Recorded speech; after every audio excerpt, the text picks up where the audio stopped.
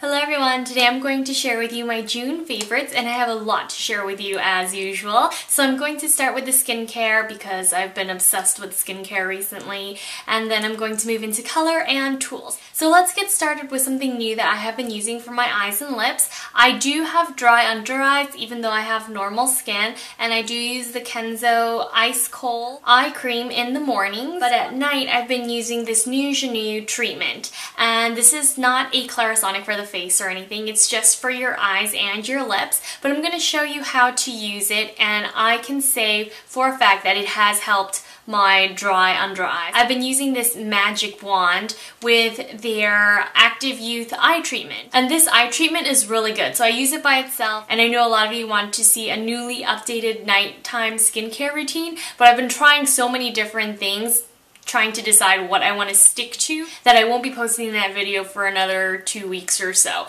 But after a couple weeks of use, this JeNu treatment has become just as important in my nighttime skincare routine as my Clarisonic. I really love the build quality of this wand. I wasn't expecting it to be so nice, but it has a matte silver back with a white rubber front, and you place the eye serum on top of this metal plate here. I love the wall charging unit. It charges like this against the wall, and it is magnetic, so it does stick, but when I'm not using it, I don't set it down on the counter. I actually flip it so that the metal plate faces outwards against the wall, and then I just leave it there for it to hang out until I use it at night. So I love it. And this is the lip serum. I do love how heavy and thick it is. I don't know if it's as effective for me, or at least in terms of results, because I have noticeably seen a difference with my eyes, but I can't say my upper lip looks any bigger than it normally does for most of the day. So just after use, it does feel a little bit more plumped, but it definitely does help with the moisturization, and my lips feel smoother in texture so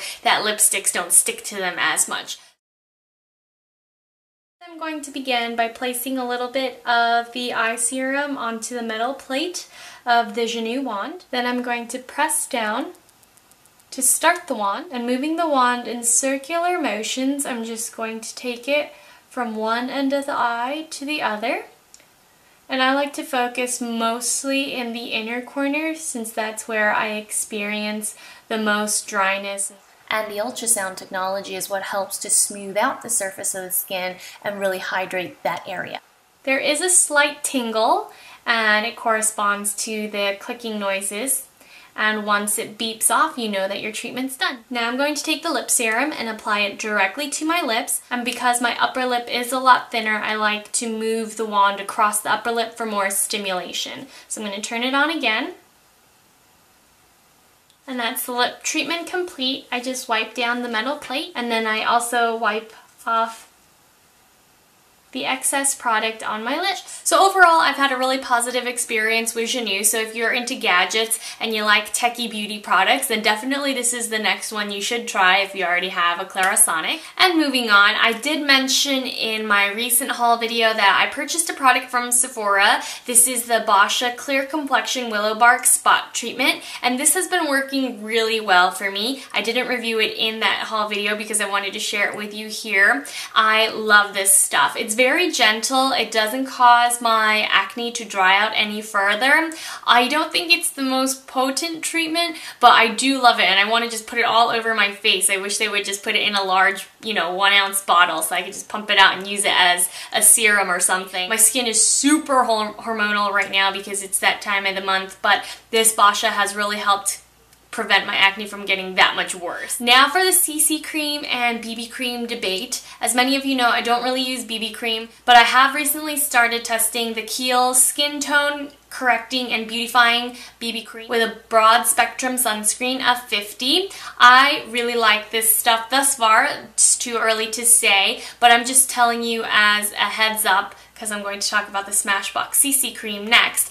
The BB cream in light suits me perfectly at the moment, but this is a product that, again, just like the Smashbox Camera Ready CC cream, I definitely have to powder. The Smashbox CC cream wears a lot better on me than I thought. In fact, I almost like this even more than the Chanel CC cream, just because First of all, the shades are darker. It has a better range. I have it in fair, but I definitely need it in light. I've been using darker setting powders instead to, you know, compensate for how light this shade is on me. It's not quite as light as the Chanel CC cream, but there isn't a huge difference. I guess the only difference is that the CC cream doesn't really oxidize, whereas the Smashbox and every Smashbox complexion product I've tried tends to oxidize. I think it lasts longer alone than does the Kiehl's BB cream. They're both great products, and it's hard for me to say right now because I have only worn this for 2 days, but the Smashbox Camera Ready CC cream is definitely the best Smashbox complexion product that I've ever tried.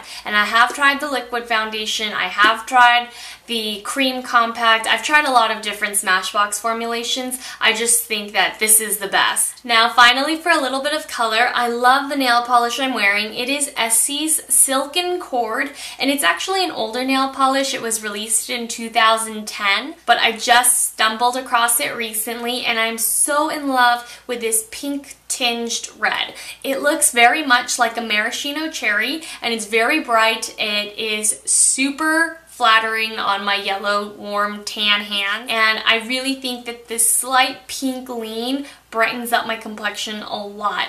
And my favorite Essie red before finding this was actually Lacquered Up. However, as much as I still love that nail polish, Silken Cord is definitely my new favorite Essie red, and I just think Essie makes the brightest, truly pigmented shades. So her colors really work for me, and if you like bright reds, definitely try Silken Cord. It's perfect in 2 coats. And now for Chanel nail polishes. First, we're going to talk about Starlit, which is a gorgeous peachy pink shimmer, and it's definitely a universally wearable color. It's not too deep, not too pink, not too peach or red. So I highly recommend this for those of you who have always wanted a safe Chanel color. It's not too conservative, it's just more safe than something like number 591 Alchemy, which is part of the new fall collection. And I haven't purchased anything else from Chanel fall. Right now I'm still so busy with summer makeup products that I can't think about fall just yet. Kind of stresses me out to think about it. But I really wanted to pick up this Alchemy color because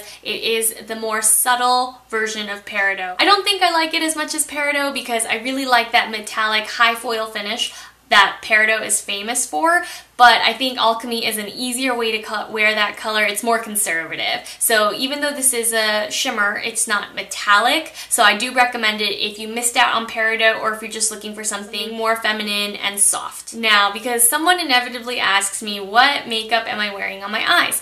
I am wearing the Hourglass Visionaire Eyeshadow Duo in June. I love the packaging. It has a swivel lid.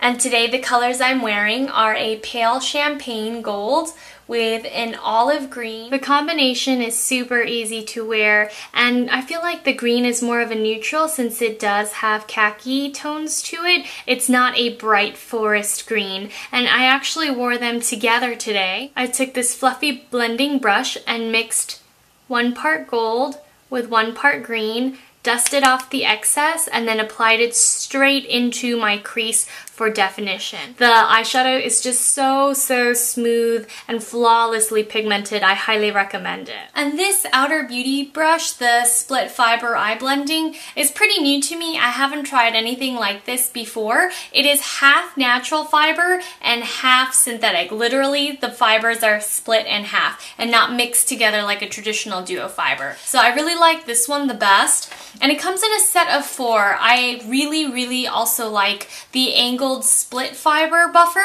and I use this today to apply my Becca powder foundation to my face. I like the angle because then it makes it easier for me to use this on the contours of my face. I use the Tom Ford bronzer brush today to apply my bronzer, and I'm going to talk about this in a little bit.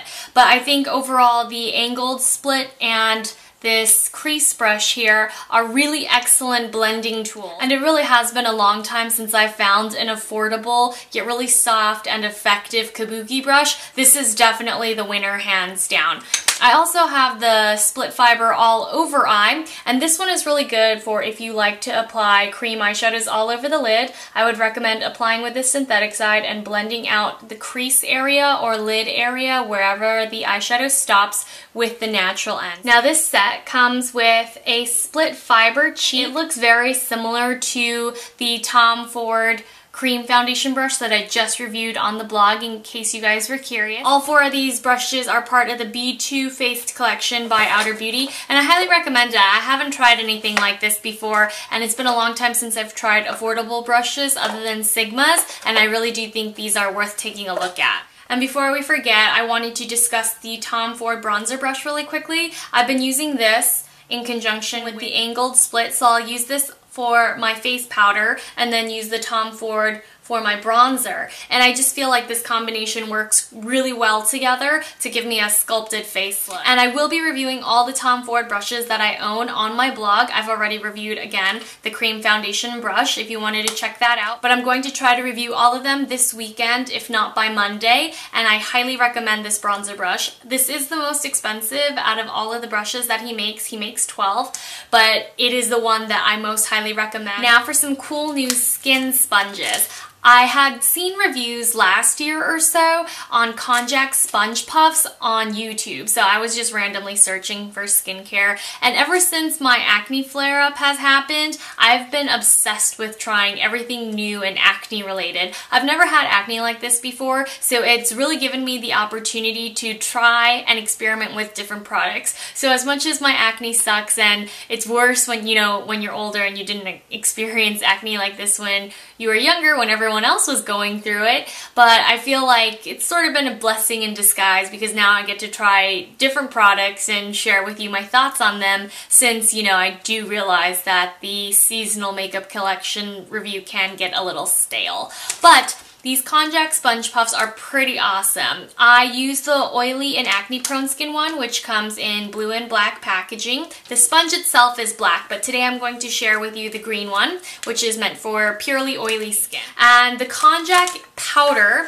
which is a natural powder, is actually what does the cleansing. You don't add cleanser to this sponge. I mean, you can if you want, but I feel like I've used it long enough without cleanser and it's still really effective. So this sponge here is actually made out of vegetable fibers. I do believe that this is an Asian trend. They are made in Korea, so I'm pretty sure they are very popular in Korea and Japan. You know, my grandmother introduced me to face sponges when I was a kid, but you know, I've always been a fan of the old traditional wash your face with your fingers kind of thing. But these are surprisingly effective, and they're only $10 for a sponge. So it's a cheap thrill, but it's actually a very useful one. At first I thought the heart shape was a total gimmick, as cute as it is, but it really helps to get the edges of your nose and around the contours of your face. All I can say is that this stuff works to get rid of blackheads. It puffs up like a beauty blender, so you just put it in a bowl of warm water and it will become fluffier and really soft. I like to press the water out a little bit,